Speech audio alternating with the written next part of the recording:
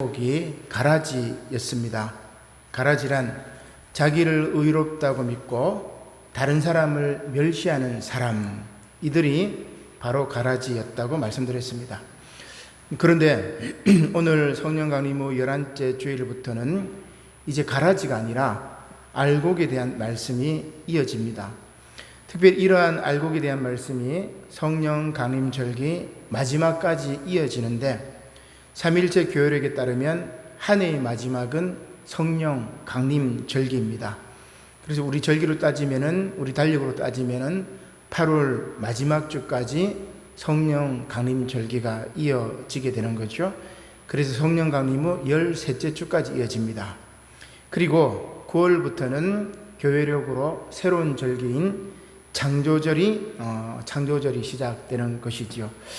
한 해의 시작이 하나님의 천지 창조를, 하나님께서 천지를 창조하시는 창조절로부터 시작되는 것입니다. 특별히 2020년 9월 첫 주부터 시작되는 창조절기는 삼위일체 교회력 첫째 해, 가해라고 얘기를 하는데, 첫째를 우리가 가해, 둘째를 나해, 다해라고 얘기합니다. 그래서 가나 다해 이 3년 주기로 이렇게 돌아가요. 그러면 이제 3년 주기로 8월 마지막 주까지인 성령 강림절기로 다해가 끝나고 9월 첫 주부터는 다시 3년 주기의 첫 시작으로 이어진다, 그렇게 볼 수가 있습니다. 3년 주기가 끝나고 새 본문이 다시 반복되는 것입니다. 그래서 3년 만에 성경 전체를 이렇게 절기별로 이렇게 볼 수 있다, 그런 이야기죠. 따라서 우리는 지금 셋째 해, 다해 성령 강림절기 마지막 세 주를 지금 보내고 있는 것입니다.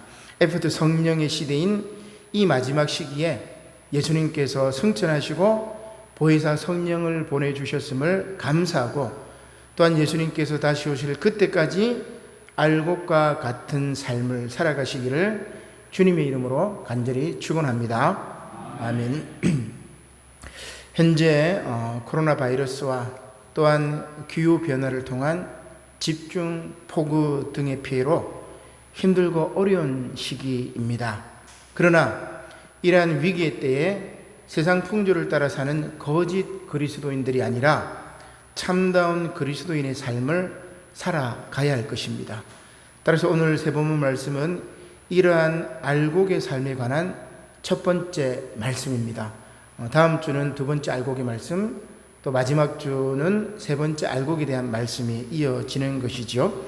그런데 오늘 복음서 본문 말씀은 알곡에 관한 말씀으로 바로 넘어가는 것이 아니라 예수님께서 말씀하시는 가라지에 대한 대처법, 가라지 대처법에 대해서 말씀하고 있습니다. 우리 마태복음 18장 15절 말씀 같이 제가 한번 보도록 하겠습니다. 내 형제가 죄를 범하거든 가서 너와 그 사람과만 상대하여 권고하라. 만일 들으면 내가 내 형제를 얻는 것이요, 만일 듣지 않거든 한두 사람을 데리고 가서 두세 증인의 입으로 말마다 확증하게 하라. 만일 그들의 말도 듣지 않거든 교회에 말하고, 교회의 말도 듣지 않거든 이방인과 세리와 같이 여기라. 그렇게 말씀하고 있습니다. 우리는 모두 죄인이기 때문에 때로는 실수도 하고, 때로는 죄를 짓기도 하고, 때로는 넘어지기도 합니다. 인간이기 때문에 그래요. 따라서 죄에 대한 권면이 필요합니다. 그리고 그 권면을 받고 회개하고 용서를 빌면 되는 거예요. 왜냐하면 예수님께서 우리의 모든 죄를 십자가에 못 박히심으로 말미암아 사해 주셨기 때문에 용서 못 받을 죄가 없는 것이죠. 그래서 잘못했으면, 실수했으면 잘못했다고 인정하고 용서를 빌면 되는 거죠.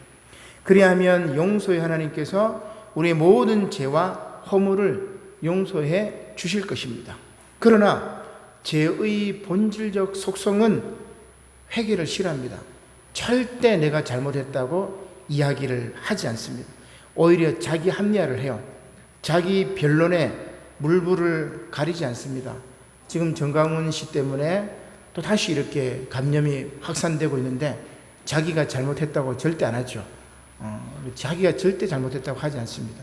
테러 당했다고 그렇게 이야기를 하는데, 정강훈 씨 때문에 아마 한국 개신교가 신천지하고 뭐가 다르냐 이런 이야기를 듣게 됩니다. 따라서 예수님께서는 잘못을 했을 때 3번의 기회를 주십니다. 15절로 보면은 이렇게 말씀하시죠. 먼저 내 형제가, 위로 올리세요. 내 형제가 죄를 범하거든. 무슨 말씀입니까? 예수님을 잘 믿는 사람도 죄를 지을 수 있다는 말입니다. 내 형제가 죄를 범하거든, 이방인이 죄를 범하거든, 죄인이 죄를 범하거든, 그게 아니에요. 헬라 사람이 죄를 범하거든, 그게 아닙니다. 내 형제, 그리스도 안에 있는 내 형제가 죄를 범하거든 뭐라고 이야기하죠? 가서 너와 그 사람과만 상대하여 권고하라, 그렇게 이야기합니다. 그리스도 안에서 한 형제와 자매인 교회 공동체 안에서도 죄를 지을 수 있다는 말입니다. 실수할 수 있다는 말입니다. 넘어질 수 있다는 말입니다. 그때 어떻게 하라는 말씀입니까? 처음에는 1대1로 만나서 권고하러 갑니다. 이때 그 형제가 회개를 하면 이제는 더 이상 죄인이 아니라 그대로 그리스도 안에서 한 형제입니다. 제일 좋은 경우가 이 경우지요. 그는 가라지로 전락할 뻔했으나 회개함으로 말미암아 알곡의 길로 들어선 것이요. 그러나 듣지 않을 때는 어떻게 합니까? 2-3 사람이 함께 찾아가서 권면하는 거예요. 공고하는 겁니다. 그래도 듣지 않을 때는 교회에 말하라고 이야기합니다. 재판으로 치면 삼심재판이에요. 우리 교회가 이렇게 먼저 삼심재판을 했고 세상법도 이렇게 삼심재판으로 이루어지죠. 이렇게 3번 권고해도 안 되면 예수님께서 뭐라고 말씀하시냐면은 이방인과 세리와 같이 여겨라. 그러면 이방인과 세리와 같이 여기라는 말씀은 무엇입니까? 이제 더 이상 교회 공동체의 믿음 안에 있는 한 형제요 한 자매로 인정하지 말고 믿음을 떠난 자로 여겨라, 그 말씀입니다. 교회 법상으로는 출교라고 이야기를 할 수 있겠죠. 근데 요즘 교회와 교단의 법은 이렇게 하지 않습니다. 교인들 눈치를 봅니다. 우리도 당에서 교인들 권면하고 불러서 치리하고 권고하고, 여러분 할 수 없습니다. 그렇게 했다가는 교회가 난리가 나겠죠. 그렇게 할 수 없습니다. 그렇게 법이 바로 세워지지 않으니까 사람들마다 자기 마음대로 그렇게 하니까 위계가 서 있지 않고 하나님 말씀에 권위가 서지 않고 교회가 무너지는 거예요. 교회가 무너지는 겁니다. 교인들 눈치를 보는 거죠. 장로교회 치리회인 교회의 당회나 노회 재판국 그리고 총회 재판국에서 권면하거나 치리를 하면 듣지 않습니다. 오히려 세상 재판에다가 넘겨버려요.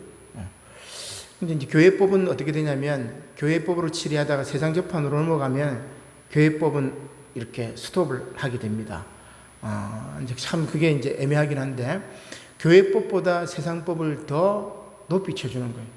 그러나 우리 노회도 지금 이제 2번 뭐 재판하고 지금 이제 그런 문제가 되는 교회들이 있긴 한데, 교회 재판 이렇게 하면 변호사들이 여러분 어떻게 하냐면 계속 끌고 가요. 1년, 2년, 3년 계속 끌고 가면서 말장난을 해요. 여러분 재판한다고 바로 탁 솔로몬의 재판처럼 바로 판결해 주지 않습니다. 왜냐하면 변호사들도 그게 직이기 때문에 재판을 계속 끌고 가면서 돈을 버는 거예요. 그래서 교회 재판 가게 되면 교회법하고 세상법이 다르기 때문에 참 이 변호사들도 참 이용해먹고, 우리 교회 안에도 지금 그런 것 때문에 2년, 3년 계속해서 끌고 있는 거죠. 기가 막힙니다. 노회의 권면, 교회의 권면, 총회의 권면도 듣지 않고 자기 마음대로, 이런 것들이 가라지라고 할 수 있습니다. 기가 막힐 노릇이죠. 교인들끼리 서로 소송하는 고린내 나는 고린도 교회처럼 한국 교회는 이제 고린내가 나는 교회, 가라지들의 천국이 되었습니다. 그러나 오늘 서신서 말씀에서 바울은 알곡과 같은 교회를 하나 소개를 해주고 있습니다. 바로 빌립보 교회입니다. 바울은 빌립보 교인들에게 편지를 쓰면서 참다운 교회가 어떤 교회인지를 오늘 우리들에게 알려주고 있습니다. 또한 알곡의 삶이 무엇인지도 가르쳐 주고 있습니다. 사실 빌립보서는 바울이 자신이 어려울 때 도와준 빌립보 교인들에게 보낸 감사의 편지입니다. 따라서 오늘 본문 말씀 앞부분은 시작부터 감사를 하게 되죠. 빌립보서 1장 1절의 말씀입니다. 그리스도 예수의 종 바울과 디모데는 그리스도 예수 안에서 빌립보에 사는 모든 성도와 또한 감독들과 집사들에게 편지하노니, 빌립보에 보니까 성도들도 있고 감독들도 있고 집사들이 있대요. 조직교회처럼 이제 틀이 잡힌 거겠죠. 하나님 우리 아버지와 주 예수 그리스도로부터 은혜와 평강이 너희에게 있을지어다. 내가 너희를 생각할 때마다 나의 하나님께 감사하며 간구할 때마다 너희 물을 위하여 무엇으로 항상 간구하죠? 기쁨으로 항상 간구함은 너희가 첫날부터 이제까지 복음을 위한 일에 참여하고 있기 때문이라. 복음에 참여하는 이 빌립보 교회 때문에 바울이 감사하고 기뻐하고 하나님께 영광 돌린다는 그런 말씀이죠. 대부분의 바울 서신이 문제가 있는 교회에 편지를 합니다. 고린내가 나는 이 고린도 교회에 너무나 많은 문제가 있어가지고 고린도전서, 고린도후서 2번이나 편지를 썼죠. 그 문제에 대한 해결책을 바울이 권면한 겁니다. 그런데 오직 바울 서신서 가운데 빌립보서만이 그 문제가 없는 교회입니다. 그래서 바울이 감사하는 내용으로 가득 차 있는 서신입니다. 특별히 바울이 감옥에서 쓴 옥중 서신이지만 빌립보서는 기쁨의 서신이라는 별명이 붙어 있습니다. 기쁨이라는 말 혹은 기뻐하라는 말이 16번이나 나오기 때문입니다. 따라서 기쁨과 감사는 또한 감사와 기쁨은 하나라고 볼 수 있는 것이죠. 나아가 바울은 그리스도 예수님과 연합함으로 말미암아 참된 기쁨이 있다고 말하고 있습니다. 그리고 이러한 연합을 이루기 위해서는 예수님께서 자기를 십자가 위에 온전히 비우신 것처럼 성도들도 자기 자신을 비워야 한다고 권면하고 있는 것이 바로 빌립보 말씀입니다. 빌립보에 보낸 바울의 서신이지요. 이것이 바로 알곡의 삶이라는 것입니다. 그런데 오늘 본문 말씀은 그 알곡의 삶이 무엇인지 조금 더 구체적으로 말씀하고 있습니다. 그것은 바로 착한 일, 선한 일이라고 할 수 있습니다. 우리 세번역이 아주 잘 되어 있는데 제가 세번역 말씀으로 한번 읽어보도록 하겠습니다. 빌립보서 1장 6절의 말씀입니다. 선한 일을 여러분 가운데서 시작하신 분께서 그리스도 예수의 날까지 그 일을 완성하시리라고 나는 확신합니다. 내가 여러분 모두를 이렇게 생각하는 것은 나로서는 당연한 일입니다. 내가 여러분을 내 마음에 간직하고 있기 때문입니다. 여러분 모두는 내가 갇혀 있을 때나 복음을 변호하고 입증할 때에 내가 받은 은혜에 동참한 사람들입니다. 알곡과 같은 교인, 그리고 교회는 바로 예수의 이름으로 선한 일, 곧 착한 일을 하는 것입니다. 나아가 바울은 예수 그리스도로 말미암아 의의 열매를 맺으라고 말씀하고 있죠. 8절 말씀이 그렇습니다. 내가 예수 그리스도의 심장으로 너희 무리를 얼마나 사모하는지 하나님이 내 증인이시니라. 내가 기도하노라. 너희 사랑을 지식과 모든 총명으로 점점 더 풍성하게 하사 너희로 지극히 선한 것을 분별하며 또 진실하여 허물 없이 그리스도의 날까지 이르고 예수 그리스도로 말미암아 의의 열매가 가득하여 하나님의 영광과 찬송이 되기를 원하노라. 아멘. 바울이 이렇게 이야기를 합니다. 이러한 알곡과 같은 교회 성도들에게는 하나님께서 어떻게 하실까요? 밤에는 불기둥으로, 낮에는 구름 기둥으로 함께 하십니다. 이것이 오늘 구약의 말씀이죠. 출애굽기 40장 34절로 38절 말씀에 모세는 이렇게 이야기합니다. 구름이 회막에 덮이고 여호와의 영광이 성막에 충만하며 모세가 회막에 들어갈 수 없었으니 이는 구름이 회막 위에 덮이고 여호와의 영광이 성막에 충만함이었으며 구름이 성막 위에서 떠오를 때는 이스라엘 자손이 그 모든 행진하는 길에 앞으로 나아갔고 구름이 떠오르지 않을 때에는 떠오르는 날까지 나아가지 아니하였으며 낮에는 여호와의 구름이 성막 위에 있고 밤에는 불이 그 구름 가운데 있음을 이스라엘의 온 족속이 그 모든 행진하는 길에서 그들의 눈으로 보았더라. 사실 오늘 구약 말씀은 성막을 완성하고 그리고 봉헌 예식을 거행한 그런 말씀입니다. 이때 하나님의 영광이 임하는 거죠. 절차를 보면 먼저 성막, 이 회막이랑 같은 말이에요. 지금 계속 반복되는데 두 개가 같은 말입니다. 회막을 세우라는 하나님의 말씀이 있지요. 출애굽기 40장 1절로 16절까지입니다. 그리고 그 말씀대로 모세가 출애굽한 지 둘째, 첫째 달 곧 그 달 초하루에 성막을 세우게 됩니다. 출애굽기 40장 17절 말씀이죠. 여기서 성막과 회막은 같은 말입니다. 둘 다 영어로는 텐트, 우리 텐트 뭐 잘 아시는 말씀인데 텐트라고 할 수 있죠. 하나님의 임재나 거주를 강조할 때는 거룩한 성막인 성막으로, 그리고 하나님과 인간이 만나는 장소를 이야기할 때는 회막이라는 말을 쓰게 되는 겁니다. 그러니까 회막이나 성막이나 같은 개념, 장막 같은 개념으로 생각하시면 돼요. 아무튼 먼저 성막의 기초 공사를 시작합니다. 말씀을 보겠습니다. 출애굽기 40장 18절로 19절 말씀이죠. 모세가 성막을 세우되 그 받침들을 놓고 그 널판들을 세우고 그 띠를 띄우고 그 기둥들을 세우고 또 성막 위에 막을 펴고 그 외 덮개를 덮으니 여호와께서 모세에게 명령하신 대로 되니라. 성막 내부는 성막 뜰과 성소와 지성소로 나누고 성소와 지성소는 다시 휘장으로 나눕니다. 여러분 옛날에 제가 이 성막 이제 공부할 때 그림 보여주고 이렇게 설명한 적이 있는데 다시 이렇게 상기를 하시면 되겠어요. 여러분 보시기에 왼쪽의 그림이 성막의 모습이죠. 그리고 오른쪽의 그림은 위에서 성막을 이렇게 도배한 장면입니다. 지성소와 성소를 가르는 막이 있고 그 다음에 성막 지성소와 성소 요 성막이 있고 그 성막 바깥들이 있고 그 다음 그 바깥들의 테두리처럼 이렇게 되어 있고 요 개념들을 생각하고 그 안에 있는 성물들이 있습니다. 물두멍부터 번제단, 금향단 뭐 쭉 있는데 요것들이 오늘 본문 말씀에 쭉 설명하고 있는 거죠. 제일 먼저 뭐가 있습니까? 성소, 지성소 안에 증거궤, 법궤라고도 이야기를 하죠.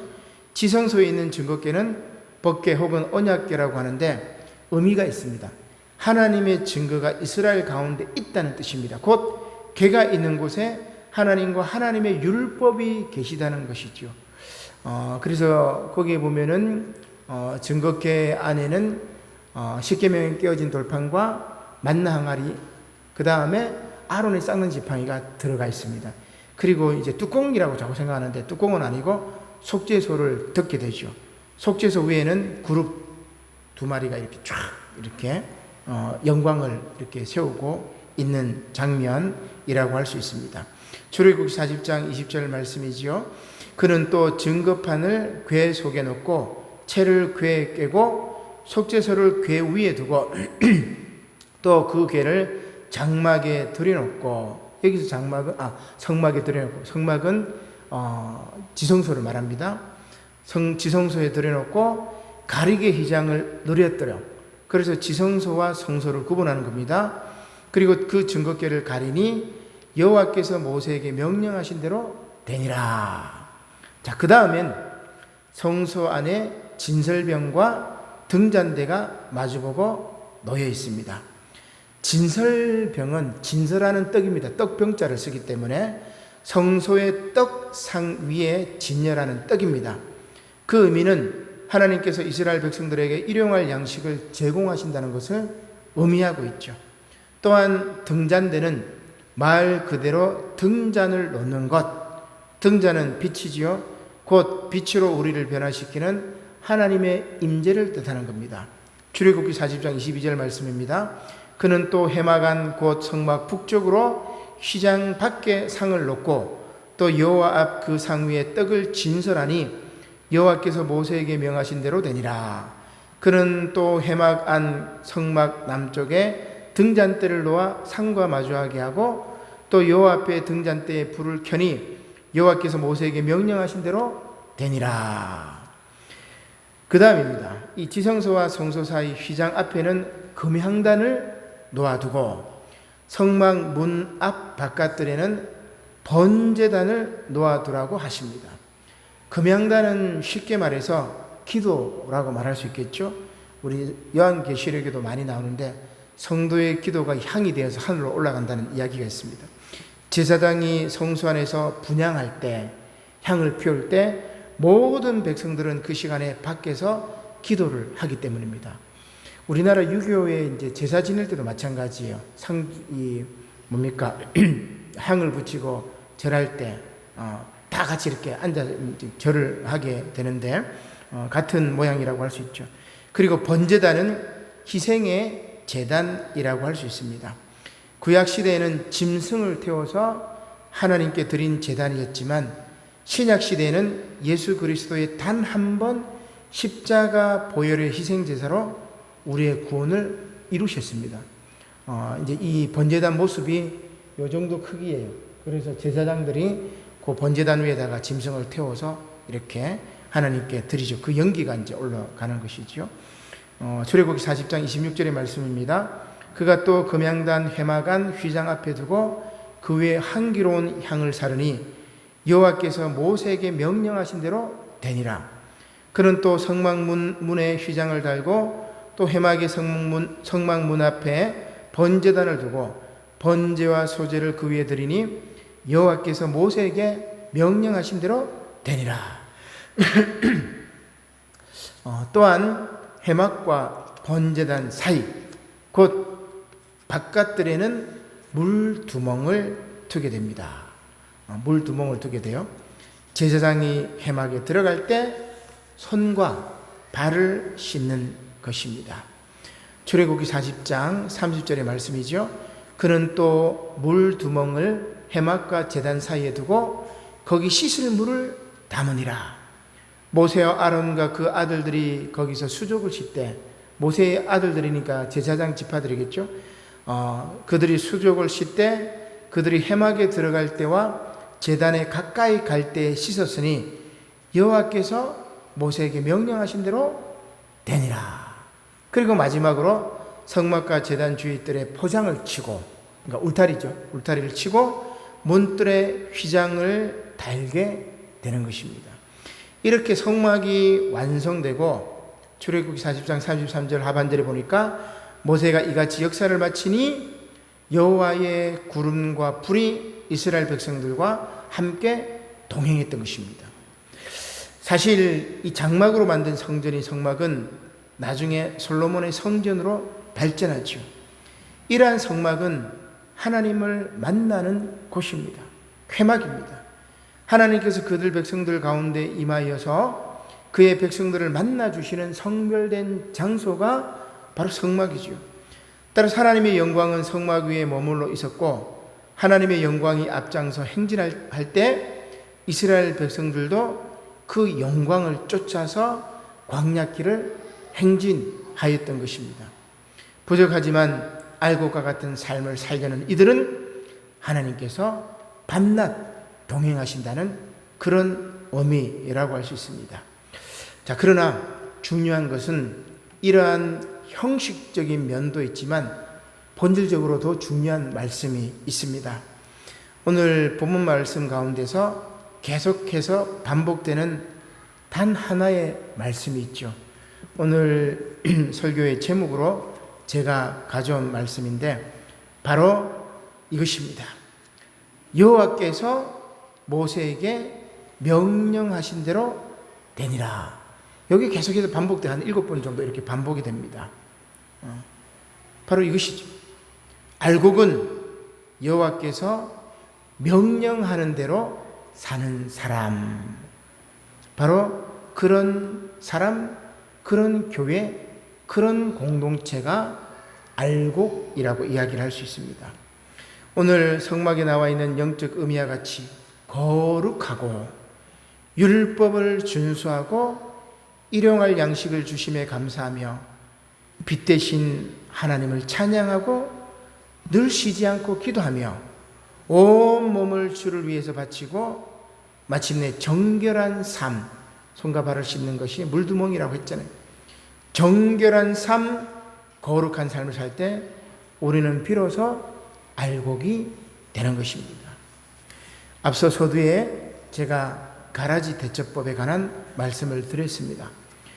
가라지는 권면도 받지 않고 자기 고집을 꺾지 않는 사람입니다.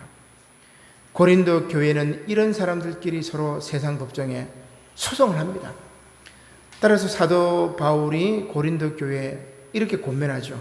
고린도전서 6장 7절 말씀입니다. 세 번역으로 제가 한번 보겠습니다. 여러분이 서로 소송을 제기하는 것부터가 벌써 여러분의 실패를 뜻합니다. 소송하는 그 순간 실패한다는 말이에요. 저 사람이 잘못했다고 세상법에 소송하는 그 순간 당신이 실패했다, 그 이야기입니다. 왜 차라리 불의를 당해주지 못합니까? 왜 차라리 쏘아주지 못합니까? 바보같이 살려면 참 왜 이 바울이 참 이런 이야기 할까? 그죠? 그러니까 바보같이 당하라는 말이에요. 바보같이. 쏘기면 쏘아주고, 그리고 때리면 맞아주고, 불의를 행하면 그 불의의 피해자가 되라는 그런 이야기입니다. 예수쟁이들은 정말 이 바울 말처럼 바보가 되라는 말일까? 이렇게 사도 바울이 고린도 교회에 권면하죠. 가라지에 대해서 예수님은 3번 딱 권면해요. 그리고 안 들으면 이방인과 세리같이 여겨가지고 상종하지 말라고 그럽니다. 바울은 쏘아주라고 얘기를 해요. 참 바울이 더 신앙적으로 깊이 있었을까? 아니면 예수님은 정의로움을 또 세우셨을까? 그런 고민을 하게 만듭니다.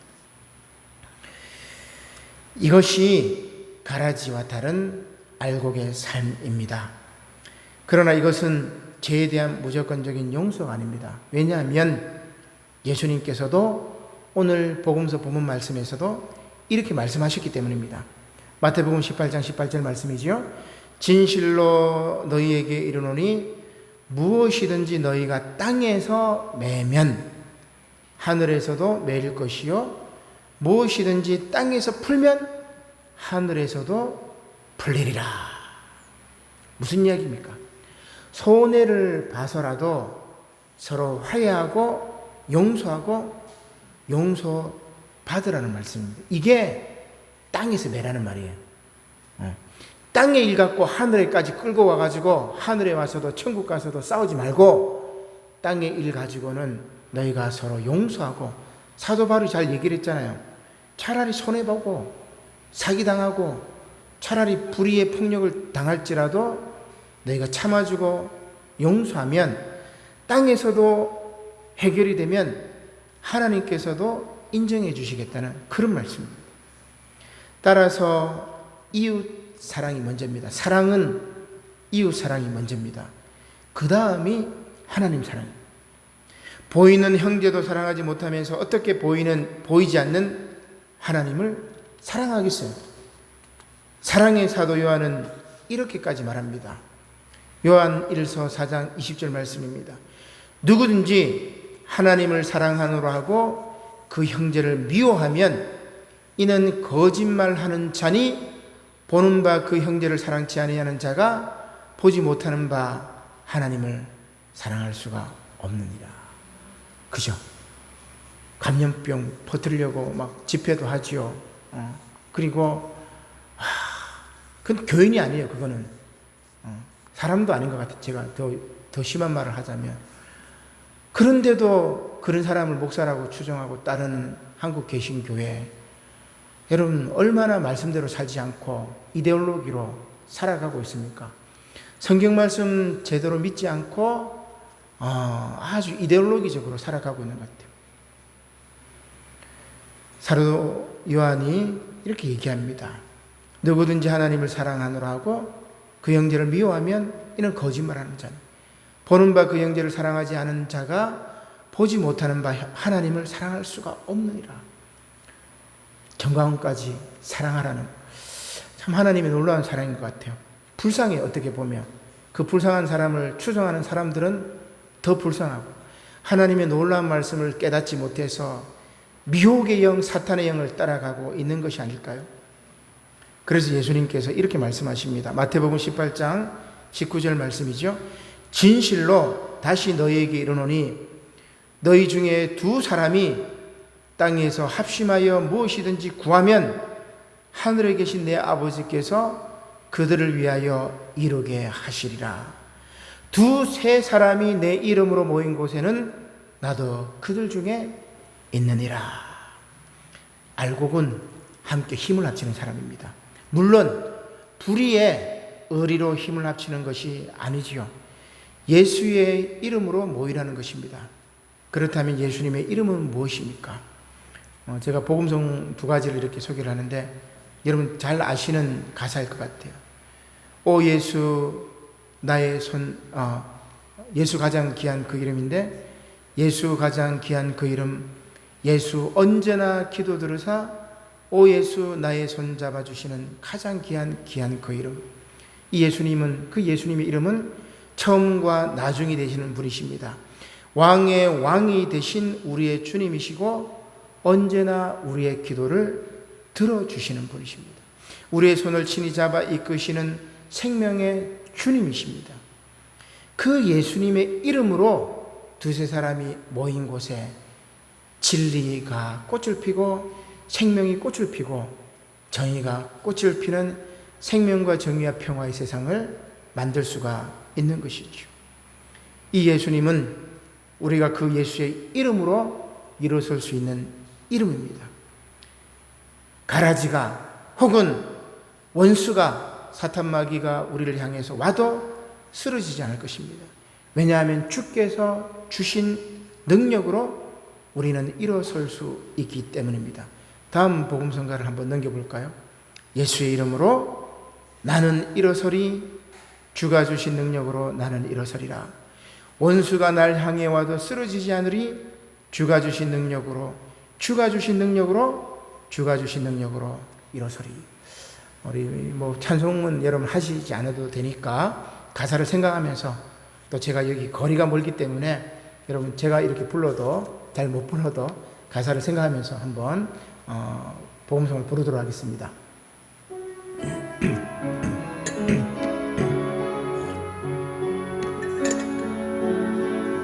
그 다음 복음성가입니다. 그 복음성가 말고 예수의 이름으로 우리 화면에 나와 있는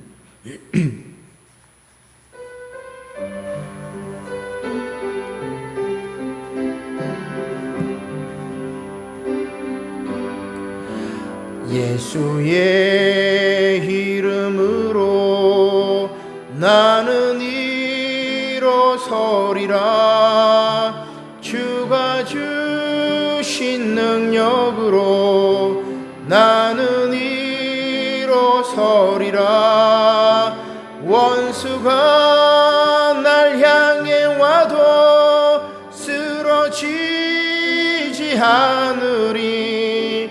주가 주신 능력으로, 주가 주신 능력으로, 주가 주신 능력으로 일어서리. 한 번 더 찬양하겠습니다. 예수의 이름으로, 예수의 이름으로 나는 일어서리라. 주가 주신 능력으로 나는 일어서리라. 원수가 날 향해 와도 지지 않으리. 주가 주신 능력으로, 주가 주신 능력으로, 주가 주신 능력으로 일어서리. 예수의 이름으로 모여서 늘 여호와께서 명령하는 대로 사는 그런 사람이 되시길 바랍니다. 그런 알곡과 같은 성도, 그런 우리 남부산 영호교회가 되어서 예수님께서 다시 오실 그날까지 주신 사명 잘 감당하시는 저와 여러분들이 되시기를 주님의 이름으로 간절히 축원합니다. 아멘. 고마우신 하나님, 감사를 드립니다. 개신교회가 코로나19로 인하여 참으로 아직도 제 정신을 차리지 못하고 세상 사람들의 걱정거리가 되고 소금과 빛이 아니라 오히려 근심과 염려, 걱정거리가 되는 이때에 주님, 예수의 이름으로 올바로 모이게 하여 주시옵소서. 사랑을 실천하는 진정한 그리스도인들이 되게 하시고 예수의 이름으로 일어서는 저희들이 될 수 있도록 은혜 내려 주시옵소서. 주님께서 주신 능력으로 일어서게 하여 주시옵소서. 원수가 우리를 향해 와도 쓰러지지 않을 것이니 주님이 주신 그 능력으로 말미암아 일어서는 우리 남부산 영호교회, 또한 우리 한국 계신 교회가 될 수 있도록, 또한 우리 대한민국 될 수 있도록 주님 은혜를 허락하여 주시옵소서. 감사를 드리며 예수님의 이름으로 기도드립니다. 아멘. 다 함께 자리에서 일어나시오.